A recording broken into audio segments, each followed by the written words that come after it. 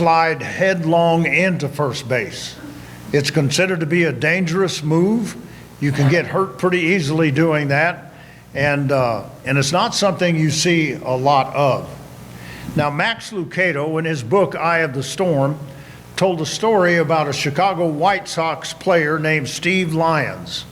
On July the 16th, 1990, he was playing in a game against the Detroit Tigers, and he laid down a bunt. When he laid that bunt down, he took off for first base, forgetting about safety or anything else. He saw that he might be able to make it. Now, you're usually thrown out at first. That's 90% of the time you get thrown out at first. But Steve Lyons saw an opportunity to make it, and he went headlong. He went out with all that he had, and he hurled himself headlong into first base, through the dirt, through his face and in his clothes and everything else, and the umpire called him safe. Well, the pitcher took umbrage with that. The pitcher did not think he was safe, and he began to scream at the umpire, began to argue with him, and Steve Lyons, laying there on the ground, got all worked up about what he was hearing, and he decided to get up and get into the argument that he was safe, and he began to give his opinion. And while they're arguing, he feels dirt trickling down his pants, and in the midst of the argument, he drops his pants to brush the dirt away, forgetting that there are 20,000 people watching him. And Lucado then says, normally, I'm not for someone dropping their pants in public, but I admire anyone who dives into first base. I think he deserves a salute, and I agree. Anybody with that kind of excitement deserves a salute. And the reason they deserve a salute, of course, is because so many people don't ever do that. In baseball and also in the game of life, so many people just saunter to first base. They're ho-humming through life, yawning through life, looking around and accepting the mediocre in their life, and never diving headlong into first base. They're not overwhelmed, they're not underwhelmed, they're just not whelmed. They're not overwhelmed about life or anything else. And so we admire the one who dives into life completely and wholeheartedly, because there's just too much mediocrity in the world today. There's more people yawning than there are people cheering, more that are not excited than those who can work up the enthusiasm and get excited about life. There are more people ambling through life than there are diving through life. People with laziness and lackluster lives, whether it's baseball or whether it's living, whether it's your job or a project. What is it that grabs enthusiasm for you? What grips you? And ask yourself the question, is that thing too little? So we admire the guy who dives. We admire the fact that he gets skinned up in the process, and even that he drops his pants in public. Forgetting about 20,000 people watching, you got to admire the man whose game means that much to him. There are too many leisurely strolling through life, too many half-hearted employees. What kind of people do you work around? But more importantly, what kind of people are they working around? What do they see in you? Have you ever been there? I know I have. When a great worker or a great student is told, you know what, you need to slow down. You're making the rest of us look bad. Instead of being a motivator for you to rise to that challenge. And that's what life is all about. It's a sad state of affairs. And it shows up in marriages. It shows up on the job. It shows up in moms and in dads. And it sure shows up in churches. Like the people that Jesus warned us about in Matthew chapter 11, verses 16 and 17. To what can I compare this generation? They are like children sitting in the marketplaces and calling out to others We played the flute for you, and you did not dance. We sang a dirge, and you did not mourn. You know what? I want to dance when we're having worship. I really want to. I can't. I probably shouldn't. But I want to, because I want to live that kind of life. I want to worship my God, and I want to live for Jesus with that kind of enthusiasm and that kind of excitement. So it's a wonderful thing to see someone diving headlong into first base, not even thinking about what's going to happen to them. Where are the Steve Lyons in the world today? There are some that I could tell you about.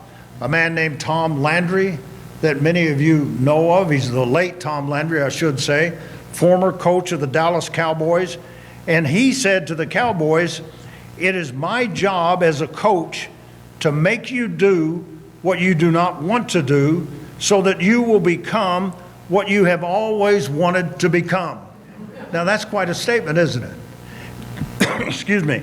Tom Landry did not make near as much money as his players did. And yet he was there to make them give their very lives for that football team. Bill Hybels, who is the former pastor of Willow Creek Community Church in Chicago, at one time was the chaplain of the Chicago Bears. And he was struggling within himself about how much to challenge those players. Well, Mike Singletary was one of those Chicago Bears. He was also a member of Bill's church. And so he talked to Mike Singletary, who said, "You speak to guys who have just been told by Mike Ditka that you must sacrifice your body, break body parts for the good of the team. Now you say, if you have a little extra time, go to Bible study. And if you can afford it, give a little bit to the church." And Singletary said, "Crank it up, Bill. Challenge these people. It's got to be a great challenge to even get those guys to hear it." And it's so true. We need to be challenged. When those guys make MVP, they've got their coach to thank for it. There are all kinds of sports illustrations I could go through with you. I'm not going to. But, no pain, no gain. Those are the kinds of things that motivate you, motivate me, and I hope they motivate you today. It is the way I am. It's the way I've lived as a preacher all my life, whether I'm well or whether I'm sick. When I preach, I give it all I've got, everything I've got within me. It is the way to live. And I miss it sometimes. I know that. I have whiffs. I dive headlong into first base and reaching out for it and can't find it. So it happens, but it's not because I'm not enthusiastic and ready to do it. I'm going to give all that I have. Somebody once told me many years ago, you all see me standing here holding onto this podium now, but I didn't used to do that. I do it now out of physical. I'm getting older and I need to hold on to something. I can't move around. But I used to pace all up and down. We had a bigger stage then too. And I moved and I paced and I walked and all that stuff. I used to walk up and feel the edge of the stage with my foot so I could be as close as I could get. That's how I felt about it. One guy came to me one day and he said, "Ed," he said, "you must be exhausted at the end of Sunday morning." And I said, "Well, yeah, it's true, I am." He said, "Well, let me give you some advice." He said, "If you don't want to be so exhausted, you need to stand in one spot and stop moving around.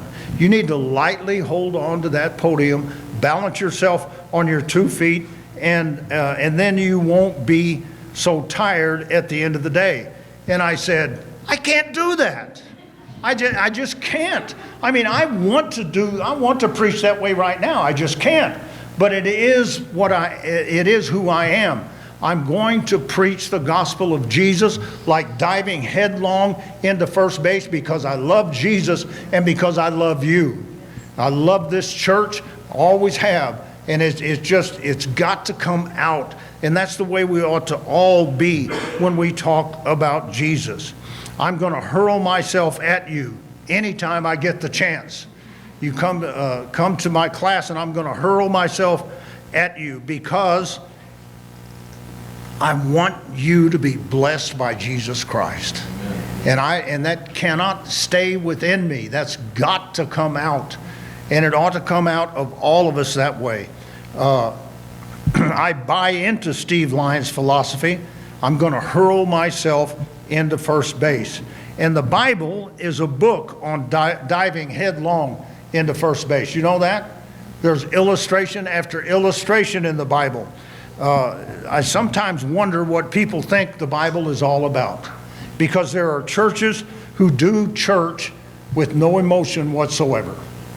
That they just come, and Barbara and I have been members of a church like that, where there's no emotion, it's just theology. And people would get upset if you raised a hand or if you got excited about Jesus. You know, there are some churches like that. There are churches that they're all emotion and no Bible. That everybody is shouting and screaming and jumping the pews and all that stuff, but with no Bible in it. But faith that is all emotion with no truth is worthless.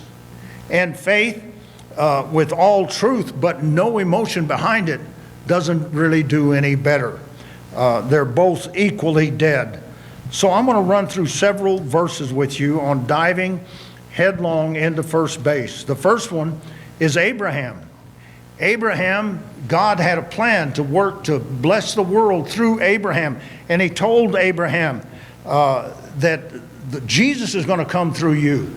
Your son, when your son is born, I give you a promise that the whole world will be blessed by him. The church is going to come about because of that boy. And so he tested him. That boy wasn't born for 25 years. Abraham thought it was going to come really fast. I imagine Abraham probably in his mind said, okay, that'll be so-and-so time, because that's 9 months. That's probably what he was thinking. 9 months, that boy will be here. 25 years later, the boy came. And then in Genesis 22, verse 2, God said, take your son, your only son, Isaac, whom you love, and go to the region of Moriah. Sacrifice him there as a burnt offering on one of the mountains I will tell you about. The very next verse says that Abraham, early the next morning, started the journey. Now listen, God didn't tell him when, did he? You just read that verse. God didn't say do it early next morning. God didn't say do it next week. He just said do it. Abraham, diving headlong into first base, got up early the next morning to go kill his son. He was willing to do whatever God told him to do. And he told some people that he reckoned that if God could give life, that God was in control and he would raise that boy from the dead. And so he was anxious. He was ready to go. He was enthusiastic. I'm going to do what God has told me to do. Oh, he loved his boy, but he loved God so much that he was enthusiastic about what God said to do. He was so in awe of God that early the next morning he went. And of course, God stopped him. God didn't really want him to kill that boy. God wanted to test him to see would he do what he was told. And the point is that Abraham was hurling himself headlong into first base. In 2 Kings 10:16, a man named Jehu said, come with me and see my zeal for the Lord. As he was leading the people, he said, you've got to see the zeal that I have for the Lord. If you're going to have zeal for the Lord, you've got to see it in me. And so that's why I was telling you about my zeal for the Lord. You're going to have zeal if you see it in me. You see it in John, that we are going to serve the Lord wholeheartedly with everything that we have. Jehu told those men, come with me and see my zeal for the Lord. He's saying, watch me today in this battle. You're going to see my blood on the field. I am hurling myself into this combat for the sake of God. And you need to see that. In 2 Chronicles 19, verse 11, act with courage, and may the Lord be with those who do well. Do you know who said that? A man named Jehoshaphat. Have you ever heard the phrase, jumping Jehoshaphat? He was ready. He was full of enthusiasm and ready to go in and act for the Lord, act with courage. Ezra 10, verse 4, rise up. This matter is in your hands. We will support you. So take courage and do it. That's not Nike. That's Ezra. Just do it. He tells the people. In David, in Psalm chapter 69, verse 9, for zeal for your house consumes me. Zeal. I am flooded over. I am baptized. I am immersed in zeal for my God. And you ought to be too.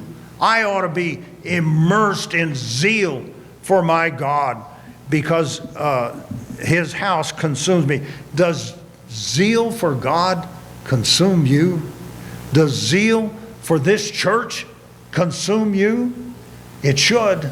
Every one of us should be consumed by our zeal for God. Jeremiah 20, verse 9. But if I say, oh, I love this one. If I say I will not mention him or speak any more in his name, his word is in my heart like a fire shut up in my bones. I am weary of holding it in. Indeed, I cannot. I was told one time, if you can keep from preaching, then don't preach.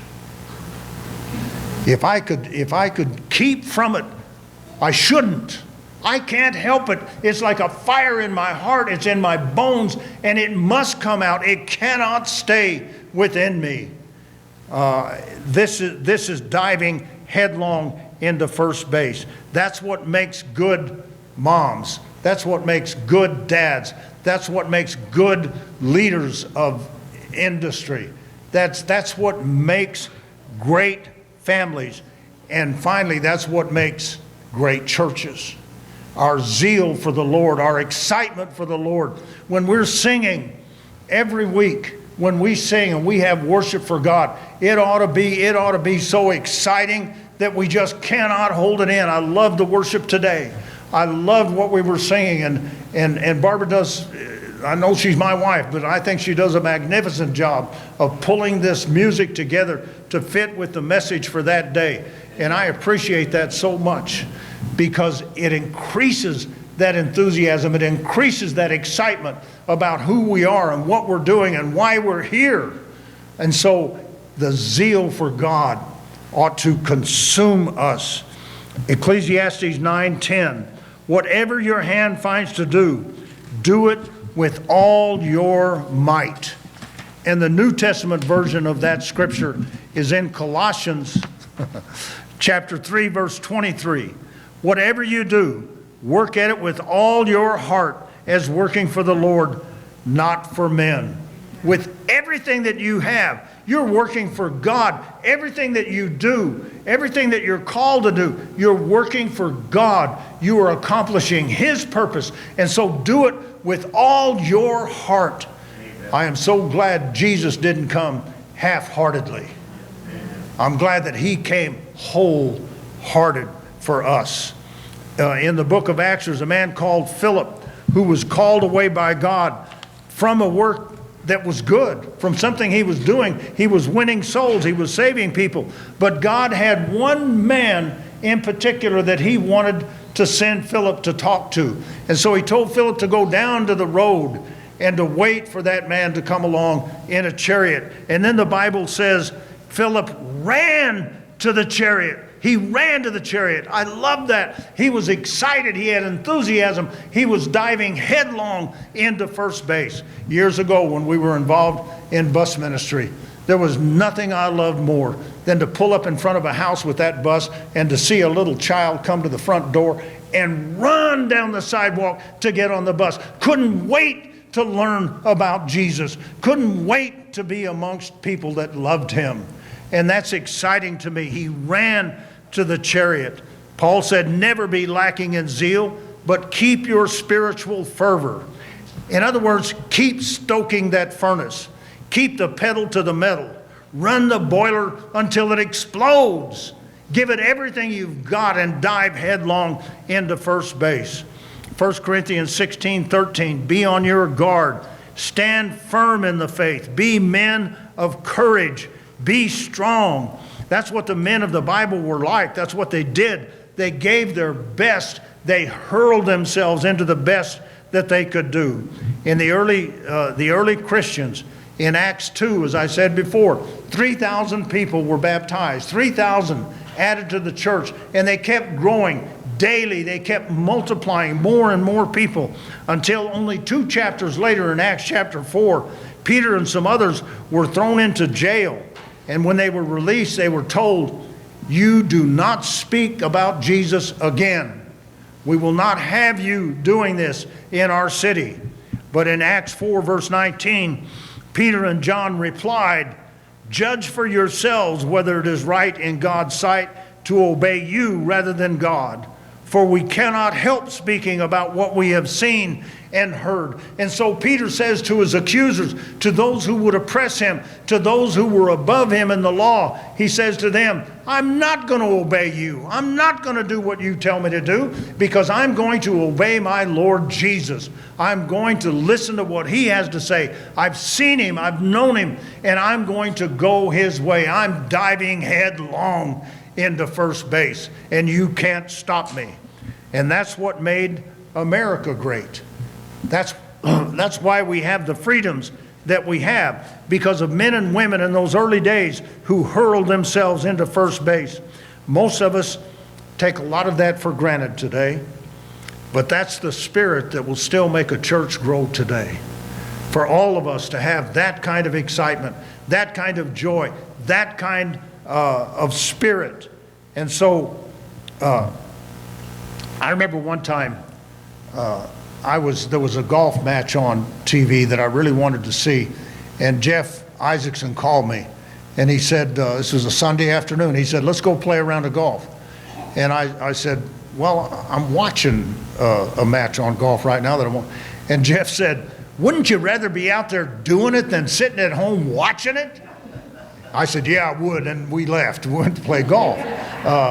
Because I don't want to watch it. I want to be involved in it. I want to be involved so much in this church, though I've retired. I want to be involved so much that we just see an explosion in this church. And it can happen, but we've all got to get on board. We've all got to be ready and willing to dive headlong into first base and not take things for granted. So how do you do that today?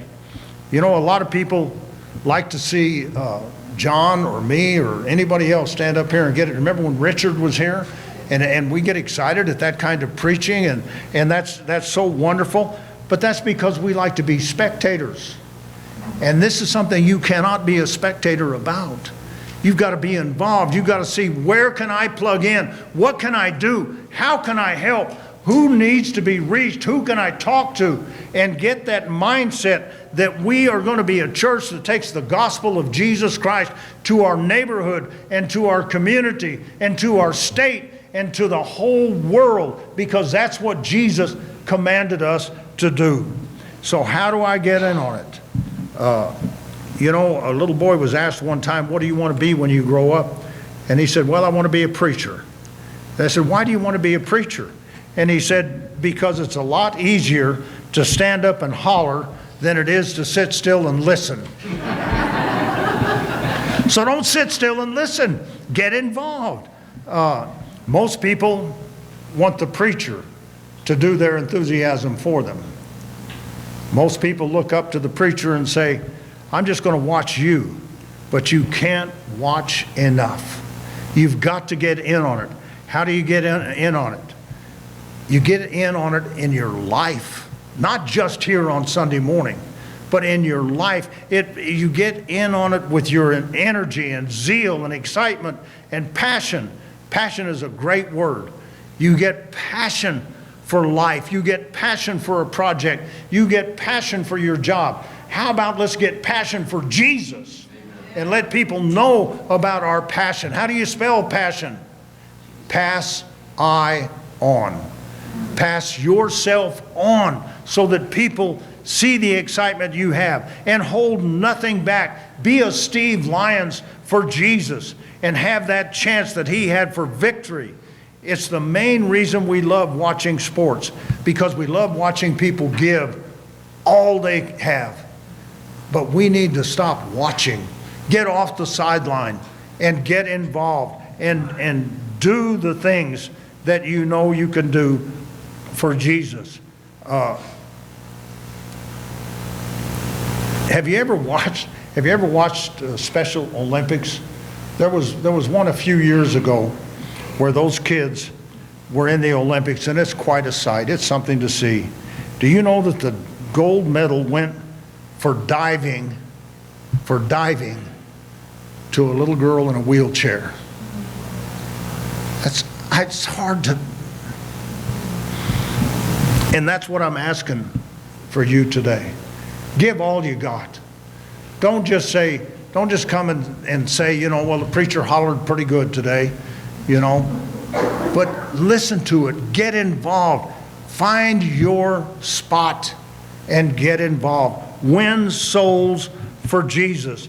I like to say, bloom where you're planted. Whatever you're doing, just let it explode wherever you are right now. You were created in the image of God. Let people see the image of God in you, in what you're doing and what you're saying. I heard about a man who worked for a construction company, and he built buildings all over the world. His boss sent him everywhere. He was the best the boss had. And the boss told him one day, I'm going on an extended vacation around the world. And while I'm gone, I'd like you to build me a house.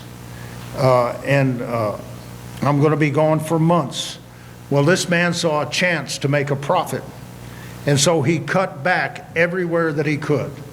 Where 2x6s were called for, he used 2x4s. He didn't use the right amount of paint. He used just enough to get by. And everywhere he could cut back, he cut back. And it looked great from the outside, but it was a shoddy piece of work. His boss came home, saw the house, and said, "Boy, that looks great," and handed him the keys and said, "I had you build it for you." Yeah. Give it all you've got. Work as you work for the Lord. Whatever you do, work at it with all your heart as working for the Lord, not for men. The key is, how do you feel about Jesus? How do you feel about him? Amen. Do you love him? Are you excited about him? Let it show. I know I get all angry looking, but that's just because I'm intense. Okay? I probably ought to have plastic surgery. Hold that. But if you love Jesus, how can you not tell people around you? If you love Jesus, how can you not let people know that there's life in him and that he loves them as well as us? I was reading this morning's paper. I was running a little late and I had time to read one article. If you take the Pioneer Press, it's on the front page, continued on page 15, because this struck me. The little boy, you remember, who a man tried to kill out at the Mall of America, threw him off the third level of the mezzanine, or whatever that's called. And that boy has taken 5 months recovering. I'm glad to tell you, he's back in school. He's walking normally. And this article said, I hope I get this right. I didn't write it down. I should have. But said that when somebody he knows, somebody at school or something, gets hurt, he tells them, "I was hurt. I fell off a cliff, but angels caught me." And then he says to them, "It's because Jesus loves me, and Jesus loves you too. So you'll be okay." You know, first thought comes into his mind, angels and Jesus. Shouldn't that be us? Isn't that the way we ought to be? Just about everything in life. Jesus is first. And so the key is, how do you feel about him? He saw every flaw that you have, and yet he went to the cross for you anyway. He knows every dark spot in your heart, but he went to the cross for you anyway. Let's be Steve Lyons. Whatever your first base is, whatever your ministry is, whatever it is, hurl yourself into it headlong. Don't worry about getting hurt. Don't worry about getting scarred. Just hurl yourself into it. To finish up the article, or rather the chapter that Max Lucado wrote, he says, I think anybody who dives into first base deserves a salute. How many guys do you see roaring down the baseline of life more concerned about getting a job done than they are about saving their necks? How often do you see people diving headfirst into anything? Too seldom, right? But when we do, when we see a gutsy human throwing caution to the wind and taking a few risks, that's a person that's worthy of a pat on the back. So here's to all the Steve Lyons of the world. Here's to the Miracles, a choral group out of Memphis, Tennessee, made up of the mentally retarded and the stout-hearted. Just see if you can listen to them and still feel sorry for yourself. Here's to the hero of the San Francisco Marathon who crossed the finish line without seeing it. He was blind. Here's to the woman whose husband left her with a nest of kids to raise and bills to pay, but who somehow tells me every Sunday that God has never been closer. Here's to the single father of 2 girls who learned to braid their hair. Here's to the grandparents who came out of retirement to raise the children their children couldn't raise. Here's to the foster parents who took in a child long enough for that child to take their hearts and then gave the child up again. Here's to the girl told by everyone to abort the baby who chose to keep the baby. Here's to the doctor who treats more than half his patients for free. Here's to the heroin addict turned missionary. Here's to the executive who every Tuesday hosts a 5:30 a.m. meeting for Bible study and prayer. Here's to all of you reckless lovers of life and God who stand on first base because you paid a price to get there. So what if you forget about pleasing the crowd and get caught with your pants down? At least you're playing ball in the pros. Most of us aren't even in that league.